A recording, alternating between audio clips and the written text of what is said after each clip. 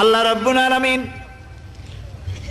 কোরআনে কারীমের ভিতরে নবীজির নাম একটি বারের জন্য নাম ধরে তাকে ডাকেন নাই, বরং তিনি বলেছেন তোমরা পরস্পর পরস্পরকে যেভাবে নাম ধরে ডাকাডাকি করো আমার নবীকে সেভাবে নাম ধরে ডাকবে না। আল্লাহ নিষেধ করেছেন আমার নবীর নাম ধরে ডাকবে না। সুবহানাল্লাহি ওয়া বিহামদিহি।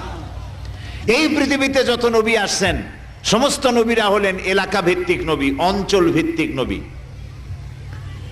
এক এক এলাকার, নূহ আলাইহিস সালাম এক এলাকার, মুসা আলাইহিস সালাম আলাক এলাকার, দাউদ আলাইহিস সালাম আরাক এলাকার, এরকম এলাকা ভাগ ভাগ করা।